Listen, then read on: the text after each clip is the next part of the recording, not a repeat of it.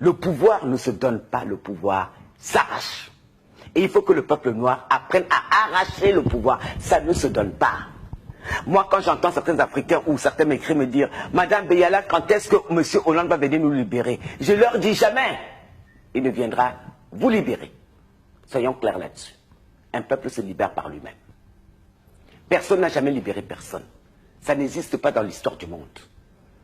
Si vous voulez vous libérer, si vous vous sentez opprimé, levez-vous et utilisez tous les moyens de votre possession pour vous libérer. Ayez l'esprit du sacrifice. Au moins les Africains français, nous l'avons. Quand nous décidons d'acheter une maison de la culture africaine française, nous ne sommes pas riches. Mais chacun va se dépouiller un peu de ce qu'il a pour que le collectif marche. Il est temps que les Africains apprennent une chose. Tant qu'ils n'auront pas en esprit que nous sommes dans un tout plus grand que nous-mêmes et que chacun va vouloir ne pas mourir, ne pas donner son argent, ne pas donner son temps, ne pas donner son énergie, on n'ira nulle part.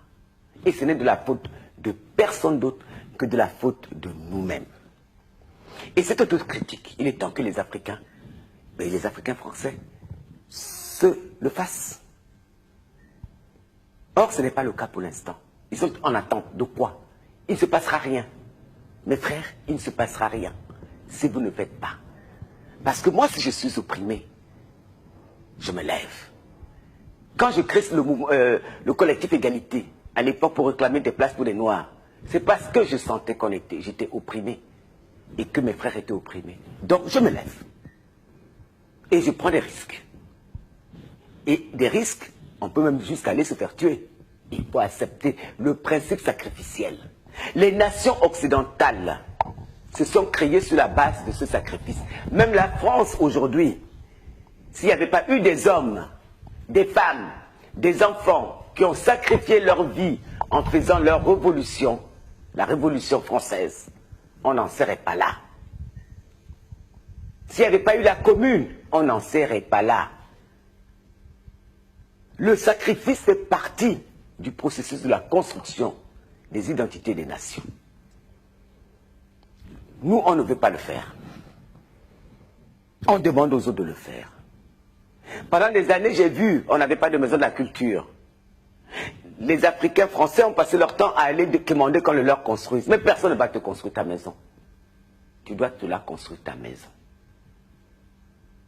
Ils réclament qu'on aille libérer l'Afrique. Mais personne n'ira libérer l'Afrique. Les Africains libéreront l'Afrique eux-mêmes s'ils le veulent. Pas en parlant, mais en agissant. Parce que ça fait des décennies qu'on les entend parler.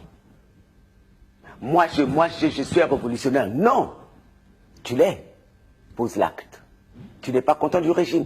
Lève-toi. Déjà à l'époque, j'ai réécouté récemment Fela Ramson Kuti. Tout ce que je dis là, il le disait déjà. Ça veut dire que c'est un comportement chez nous récurrent. Le refus du sacrifice. Donc on ne bâtira jamais de nation tant qu'on ne l'aura pas. Tout le monde veut arriver à Dieu, mais personne ne veut mourir. Tout le monde va arriver à Dieu, personne ne veut mourir. Et c'est très spécifique à notre culture. Et c'est ça qui est dommage. Et ce n'est pas seulement au niveau du sacrifice physique, mais même de l'argent. On vous dit, on va faire des cotisations pour envoyer telle chose dans tel endroit. Ceux-là même qui sont concernés par l'endroit ont du mal à donner un héros. Bon Dieu. Comment voulez-vous avancer? Le peuple Tutsi nous avait donné un exemple en 1994, 95, 96.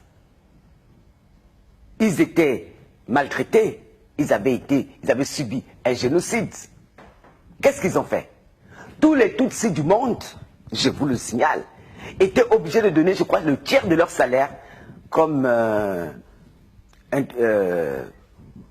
don à la révolution. Et ils l'ont tous fait, enfants comme adultes, vieux comme jeunes, hommes comme femmes. Et Kagame se battait au front.